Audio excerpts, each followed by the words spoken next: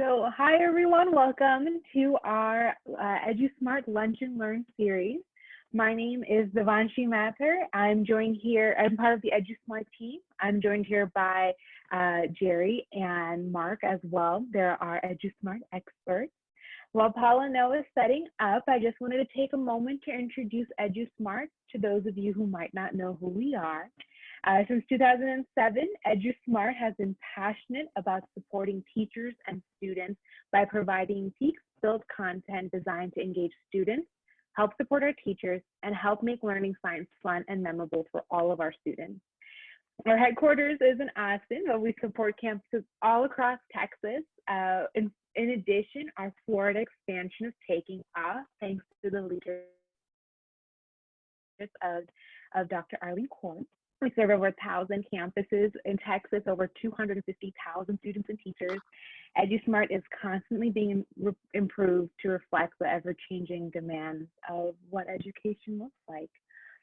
So I will be supporting Paula today by monitoring the chat box and feeding her your questions throughout and helping out with the Q&A towards the end.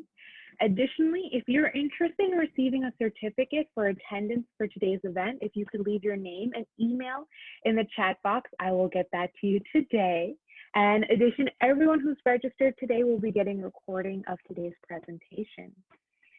So a little bit about Paula Noe. Paula Noe is an experienced consultant who works with educational tech companies, regional service centers, districts, and campuses focusing on all areas of user interfacing experience, instructional coaching, innovative professional development, aligned to all of best practices. During her 21 years of education, she has served as the District Associate Superintendent's Office as an instructional leader tasked with improving teacher and administrator effectiveness. She has also served as a curriculum writer and professional development presenter. She is widely recognized for her passionate, her high energy, her motivating and engaging presentation style, which you will all experience today, as her knowledge of instructional coaching and building leadership capacity in districts and campuses to obtain improved outcomes. So please, without further ado, if you could please give your warmest welcome to Paula Noe. Hey, thank you, Devanshi. I liked how you increased your voice and your energy when you started talking about my energy. So that is amazing. So thank you everyone for being here. Real quick, as I am about to get started, I want you to open up the chat. I want you to put one thing that is guaranteed to happen today during online learning. What's one thing that's guaranteed to happen? Is the dog gonna bark? Is my kid gonna blast in when I'm on screen with my kids? What is one thing that is guaranteed to happen for you today during online learning? And while you're posting that, I am gonna look at the chat real quick and then I am gonna get rolling. So Paola, very close to my name. Welcome from Aldine, Houston area. What is one thing? Mark says his phone's gonna ring, absolutely. So if you could post one thing that's guaranteed to happen. Interruptions, absolutely. A coworker interruption. Somebody's gonna get left in a waiting room for sure. So as that happens, I want you to be thinking about what is guaranteed. A Chihuahua alarm clock will go off, very good. So I'm gonna go ahead and get started if you guys wanna wrap that up in the chat. So digital anchors and online journals, what is your plan?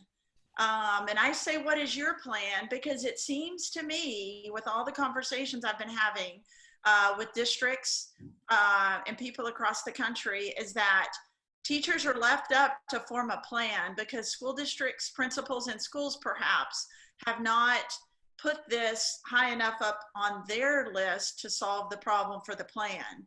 And so we know teachers are the absolute best problem solvers on the ground. And so I know that you've probably given this some thought.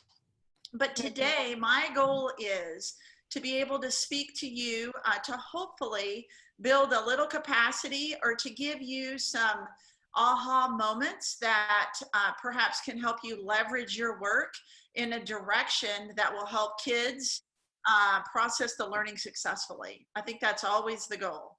So let's move forward.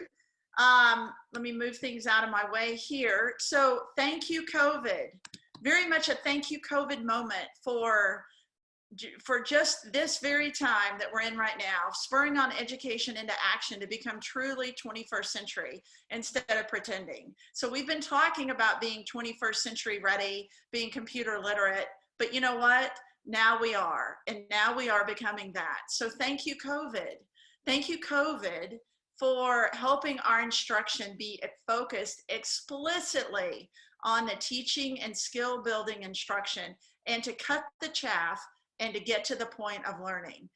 Because there's been a reduced amount of time with students, we've got to be explicit in what we're doing. And I think for the first time ever, teachers feel the need to rein in their instruction if it's not completely aligned to the standards. So thank you, COVID. Thank you, COVID, for helping us with computer and tech skills. Thank you, COVID, for reminding us to give explicit instructions because kids have to be able to read and do. They can't always have a chance to reach out to you and be reminded once again like we would be in a classroom. So thank you for that, and thank you, COVID, for reminding us to aim small, miss small, to set targets that are aligned to the product that we want the kids to produce or the thinking that we want kids to produce, and then setting that short-term goal for the day or for the lesson and moving forward. So thank you, COVID. If you have any other thank you, COVID moments, why don't you put them in the chat for me? I would love to see what you're thinking about. So why digital and online journals? What? Well, have you ever heard this before? Miss, I don't have my journal. Well, where is your journal? Well, I don't know. Can I just use his journal? Well, no, you can't. That's his thinking, not your thinking. So we need to solve this issue for digital and online journals. But you know what? Here's the upside. Once you solve it, there is no more losing the journal. I think that it's going to be completely important to maintain our tech presence and our digital learning presence, even though we might be back in face-to-face learning. It doesn't mean that we still don't use online tech tools. So this is a one-stop shop where you can put your fourth grade writing samples, where you can put your reading reflections, where you can put your lab interactions, where you can put your anchors, and then we can build upon it. This online digital journal can travel with the students from grade to grade, serving as a support. So I'm very excited to hear what your thoughts are as we proceed through this training on this topic. So teaching science reminders. If you're familiar with science teaching, if you've been around, if you're a seasoned professional in this area, you know that science has moved into being very, very strong in visual literacy. A lot of our state standards and state assessments have visuals in the questions as well as in the thinking. And we know that kids are very visually literate. And I think that we've always been visually literate, but we have to they're relying even more on visual clues and literacy as they process information. So we need to make sure that the supports that we put in place for kids and for teachers are very visually literate as well. So just keep in mind the power of an image, as long as the students can tell the story of the image aligned to the rigor of the standard. So that's called depth of thinking or depth of knowledge. And there's many different ways to get there, but just keep in mind to visually support what you're doing, especially in an online journal. So for now, I'm going to pause and take any questions as I move in to open up OneNote. I'm going to use OneNote. Is my example of the day. It's a product that's in the Microsoft Office 365 suite. You can also access it through Teams. It is a free product in that suite. It's easily accessible by kids. It's accessible with, to anyone with an email address. And so that's the product that I'm going to use, but the information I'm going to give is applicable whether you're using Google Slides, as your online journal or another online journal platform. But today I'm going to demonstrate Microsoft Office OneNote. So I'm going to take, Devanshi, you want to read me any of the chat questions or statements real quick as I transition? We have Todd saying, thanks to COVID-19 for bringing blended learning into a main stage ticket. I agree. It's not just a topic or a word. It actually means something now, right? So good. And then we have Mark, thanks for COVID for giving teachers the willingness to try and sometimes fail as they learn new technology skills and modify their teaching styles to fit the remote learning environment. Perfect. So I'm going to take that one and move forward. So Mark, thank you. I think teachers now more than ever, since you're already down in the dirt and your hands are dirty, you know, what's a little more dirt? What's a little more failure in order to learn something new to push the work? So very good take on that. So right now, I'm making sure, so Devanshi, you can see my screen correct. OneNote, class notebook. No, here we go, just a second. All right, I got it. Here we go. All right, now we can see. Now we can see. Great. Okay, so I have clicked on Science Grade 5, which is a notebook I've created, and it was the simple tab, Create Notebook. You're going to be allowed to go in and select the tabs that you want inside your notebook, and you need to consider the tabs as like a filing cabinet. Or I would say a manila folder inside your filing cabinet. For instance, you would want all your anchors in the anchor manila folder. You would want all your class notes in the class manila folder is one way to set it up. Other people might have the thinking that they want everything in one folder in chronological order. So however you would choose to set it up, I would just challenge you to kind of think through what's going to be the most efficient way for you to proceed with your kids. So as you can see at the top, these are the tabs that I've created inside of my notebook, and my notebook is called Content Library. That is my actual adult or teacher filing cabinet.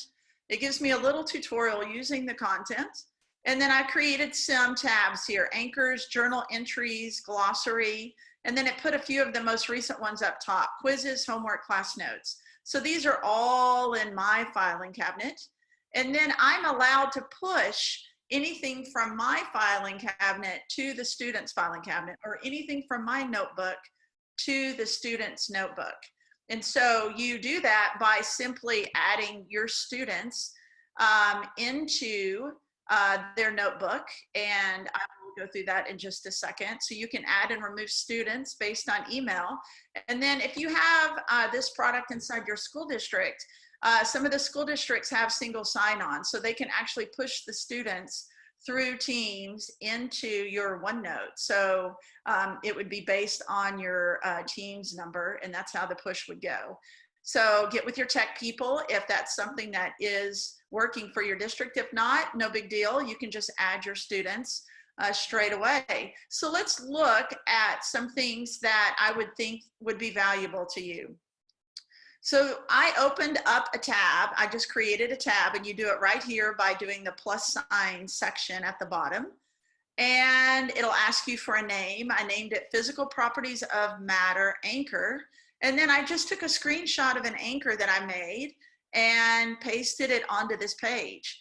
Now, this is an anchor, so I do not want the students maneuvering the information around on this page. That's why I took a screenshot of it, or uploaded a PNG or a JPEG, because I want it to be a living document inside of their journal, but I do not want them to be able to manipulate it.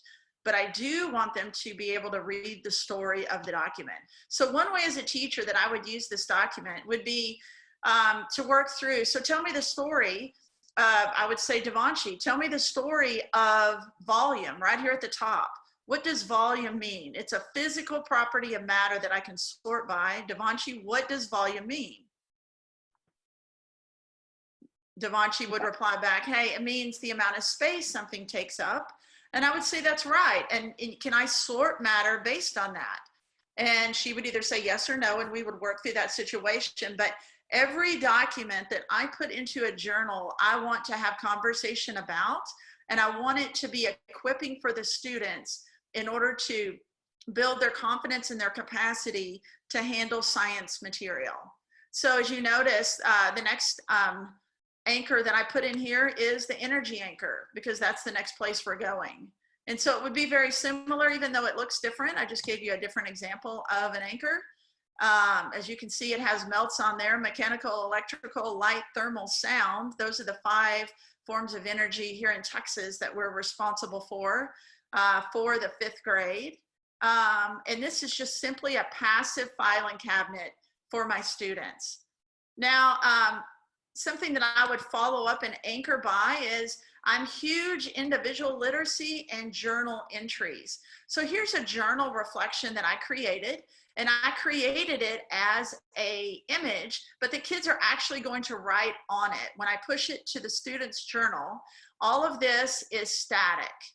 The only thing that's dynamic is what they can put inside the box. So inside the box, they would type in a text box their journal entry, and inside this graphic box, they would copy and paste an image and potentially draw an image or draw on the image that they uploaded in order to hit the mark of the challenge. And the challenge was simply this: make a connection between thermal energy and the states of matter for water. So as you can tell, that is a very end of unit, right, summative type of journal reflection, but it is a nice piece of formative information that I can get from the kids all in real time as they're processing their learning. And it's not something that needs to be housed somewhere else. It's something that I can capture and then also give feedback on, and I can give feedback to each individual student. And we'll go over that in just a second. So that would be an example of a journal entry for me. This would also be a place that I personally would put sorts. So I'm sure you all are mastering sorting for kids in order to challenge their thinking and to make it a little more interactive. This is a simple magnetism sort that I created. So the background is an image, and these pieces, these boxes, are basically just text boxes or pictures that I can just drag and drop and put into the places that I want. And then you click out of it, and then that would be something that I would come back in and look at as a teacher. So this would be in the kids' journal as well. Okay. And then always helpful to have a glossary. This particular glossary I uploaded from Sciencesaurus because I currently own Sciencesaurus. So I put the glossary for Sciencesaurus here. I think it's important to have a glossary for kids so they're not just searching on the internet for random definitions of science words. So I thought this was always super helpful. So let's look at my daughter's journal. So my daughter's name is Madison. And as you notice, here is her anchors. As you can see, here are her anchors. And here's her journal entry. So I'm going to move it over a little bit, and you can resize this. But you notice that she typed in the box here for her answer. She uploaded a picture and then gave me a few more text boxes for information showing me that temperature is increasing as solids transfer to gases, and temperature is decreasing as gases transfer back down to solids and change states. Okay, so this would be something that I could grade, right? If I want to review student work, it would come over here and ask me, well, what part of the student work do you want to review? And if I click journal entries, it would say, okay, you can review it. Which journal entry do you want to review of Madison's or of all your students? And I'd say I want to review the journal entry. And then I need to click on that student. And then it's going to pull up her page and allow me, it's going to overwrite this page. It's going to pull it up and allow me to type on it or to put emoji or to put a grade or a reflection on there as well. Okay, I'm going to pause for any questions before I continue on. Devanshi, anything? No. Okay, we're going to move forward. So journal entries. Another tab that you might create would be homework. Under homework, that you can go in and create forms. So that's what's pretty cool about the class notebook, is that you can go in and create a Google form, a question, or a Google form quiz. You put in these questions, the students answer, submit, and then it pops back to you, and then you can give feedback, and it'll show them a sign that they have submitted their work to you. So here's quizzes that would be along the same lines. And then here's an example of Madison's glossary. This is where it would push out to.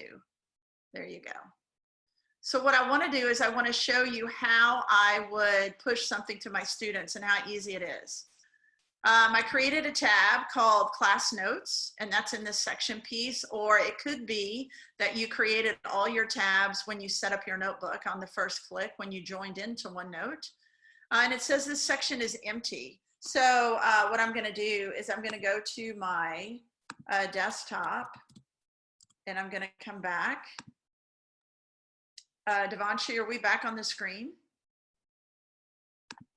We are back on your OneNote screen. Perfect. So I'm going to go to this page, and I'm going to title this page. And I'm going to title it, I think it's called Matter Notes.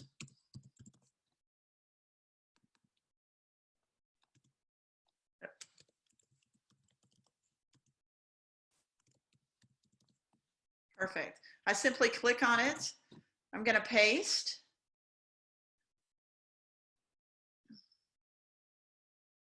We're going to get the spin, right? And then it's going to insert the image. And then you can resize the image, of course, to fit the page a little bit better.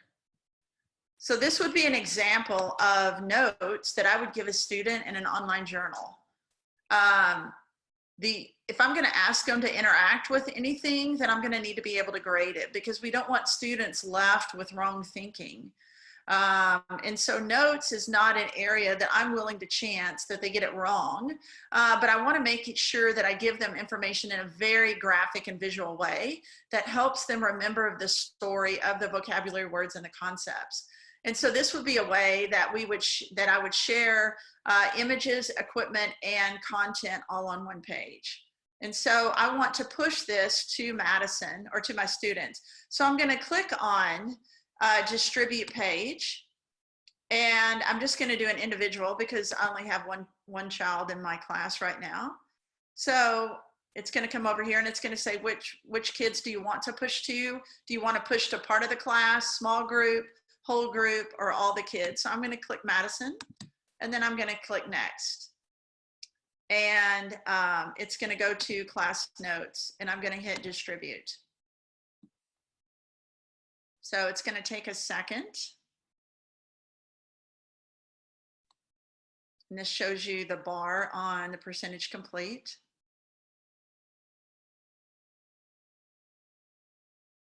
And so when that populates, it's going to show up down here beneath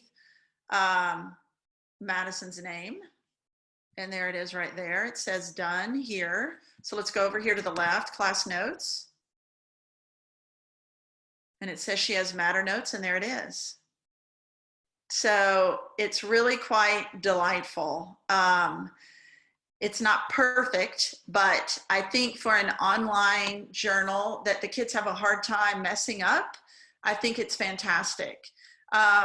So one thing I would caution you on is that some of these folders may get quite long and lengthy, and you may be fine with that as long as you teach your kids how to navigate the size of the scroll here. So you might want to think about, is this a journal for 9 weeks? Is this a journal for a semester? Is this the journal for the year? And that you can keep some tabs for the year, but maybe journal entries change out for the semester. But just give that some thought before you proceed with your setup, because the easiest place to correct that thinking is going to be in setting up your journal. So I would do a few things and I would get comfortable with it before I added more tabs. So I would start with anchors, perhaps class notes and journal entries. And then once I felt like I mastered that and my students mastered that, we might add more tabs as we go on through the year. So I am going to stop sharing and answer some questions. We have one question from Denise, Paula. Okay. Their question is, do you give your students all the notes, or do the students enter the notes into their own journal? It depends. So 90% of the time I give the students the notes, but it would be after a synchronous lesson. So I would teach with my anchor of support in front of them, with all of them on Zoom, interacting with me as I'm telling the story of the anchor, stopping and starting an EduSmart video, and perhaps drawing in that information into the journal, right? And I would model it for them, and then I would push it to them, because in this world we have less time, right? Less time than we ever had before. So if I have less time with my students, I really want them working on the thinking of science and not so much the writing about it, unless they're writing as they're thinking. So just copying notes, it's not a high impact strategy for me in this COVID world. I do think that there is value in reading and listening and in writing, but I think in a reduced amount of time, I don't think that I think you have to hold that loosely. So I hope that was a $5 answer to your 50-cent question. I'm sorry, but there you go. So I'm reading a few other things. So how do you visualize in an asynchronous model? Much like I'm a huge believer in Loom and Screencastify.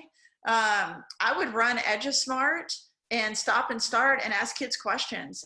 In a play posit, you can use that as well. Use images and video clips that are already given for you. So that's the beauty of EduSmart, is that it does all the heavy lifting for you.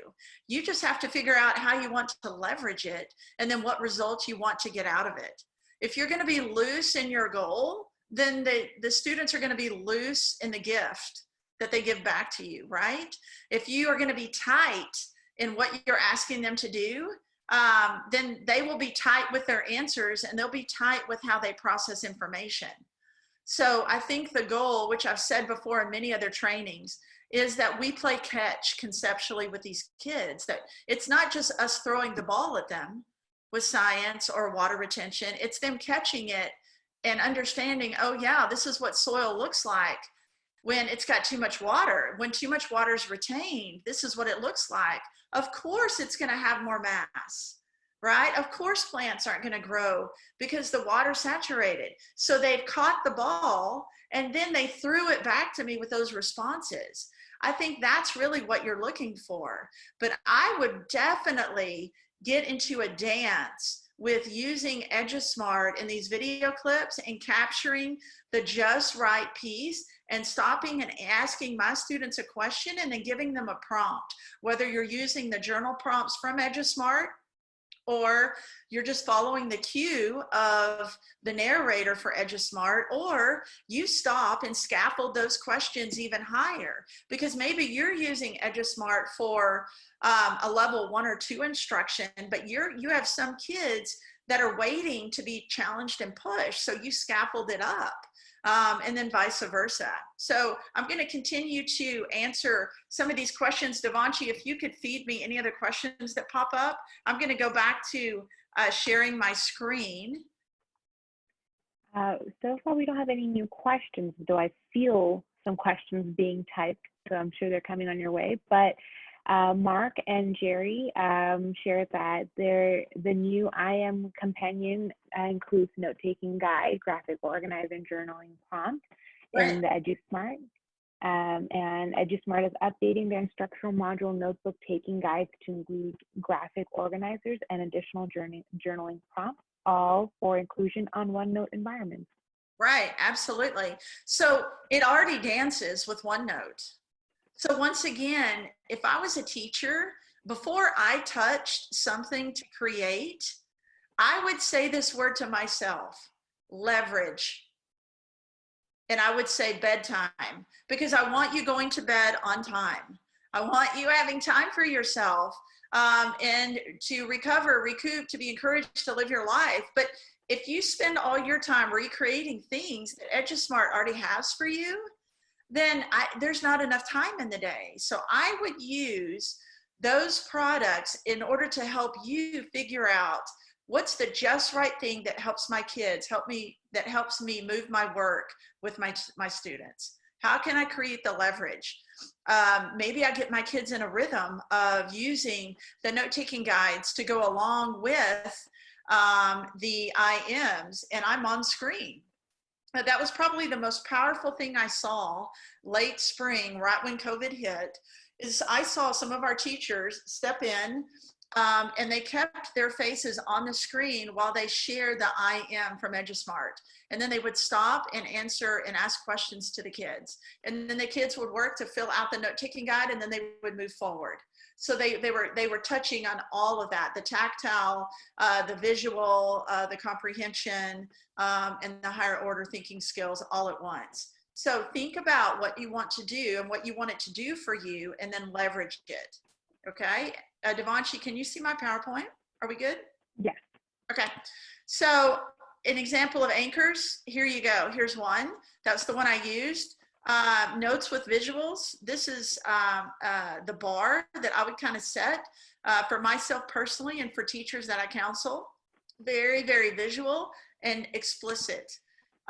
Visual literacy challenges are very easy to make, but it causes kids to do the just right thinking.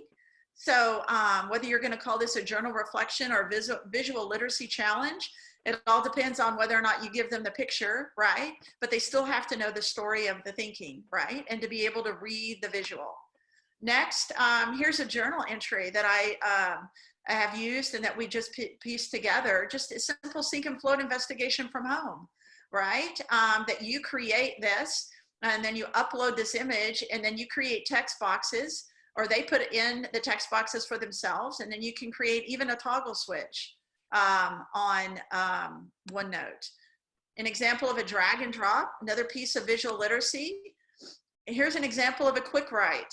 Rain might not make everyone happy, but life on earth wouldn't be the same without it, right? Making sure that you are thinking outside the box. These types of visuals, along with EduSmart visuals, really help change out the air in the room when you have a lot of kids on a call. I always try to do something outside the box. So you might also consider having an et cetera tab. This would be a place that I would put STEM lessons, and I would link them here to the picture, where I would put enrichment activities. So don't forget about that some of these kids might be finished with your synchronous or asynchronous work, in a matter of minutes instead of 30 or 45 minutes. Maybe it only takes some students 10 or 15. What do you have planned for them to grow their energy and their enthusiasm for science? So this might be a place for it that you could put. And then I'm sharing a slide for OneNote, and this is from, and this is linked in the PowerPoint. And I would highly encourage you, if you're a rookie like I was, that you start in this section right here, that you get started with OneNote Class Notebook. This is a very short video clip that walks you through step by step, and that you progress to this one. And this is all free, and the link is attached. So I'm going to stop sharing. And any other questions?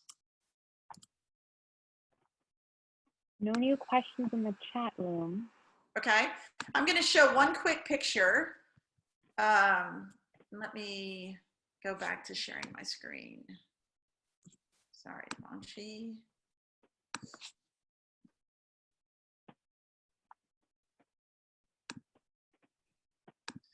Okay, so this image is an example of one of my most favorite EduSmart lab engagement pieces. So this is just another reason why you should be a thrilled owner of EduSmart.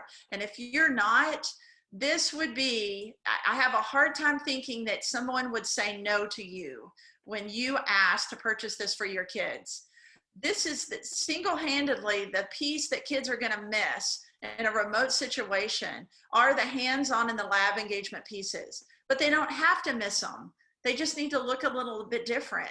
But when I think of the quality of the visuals and the story that's tied to the rigor of the standard using lab engagement and lab activities, I think of soil water retention.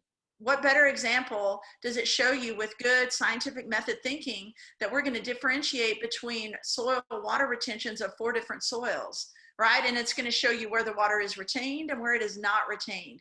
On this single slide and this single lab engagement, which is only about 30 seconds of video, I could spend 15 minutes questioning kids and having kids respond to me with journal entries, and scaffolded responses and formative assessment pieces. It's powerful. And so I think that I really want you to embrace, if you are an owner of EduSmart, I want you to feel great about that. Absolutely. So any other questions? If not, I'm going to move forward to my optimistic ending. So there's a chance that you don't have to do anything, that you don't have to have an online journal, that you don't have to have anything that stands over time, that can move from remote learning to face-to-face learning. But I think that success is always determined by how you define what a chance really is. So let's watch this 30-second clip. I don't wear comfortable shoes. I refuse to wear comfortable shoes, and you shouldn't wear comfortable shoes either. I think everybody should wear comfortable shoes. Not good.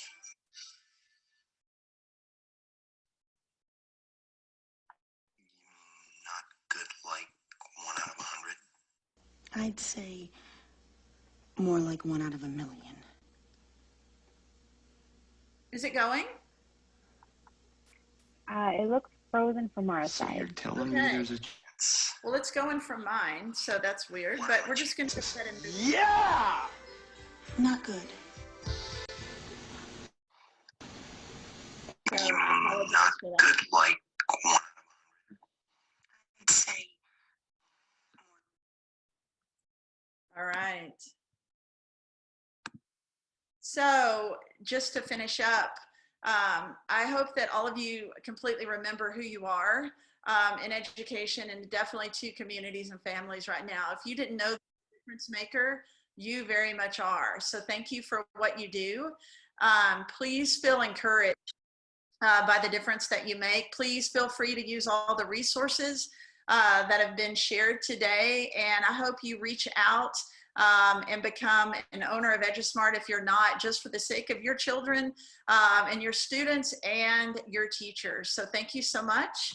And that's it for me. I'll turn it back to EduSmart. Last chance, any questions for Paula Noe while we have her here? Well, if not, thank you all so much for coming here today. You all will be receiving an email with Paula Noe's recording and her slide deck, so you can go over that as many times as you would like. But aside from that, thank you all so much for coming here today. On behalf of EduSmart, we had quite the time hosting this for you, so thank you so much for coming today. If you have any questions, I'll be here for a few more minutes monitoring the chat. Otherwise, I hope you all have a wonderful, Wednesday? A wonderful Wednesday.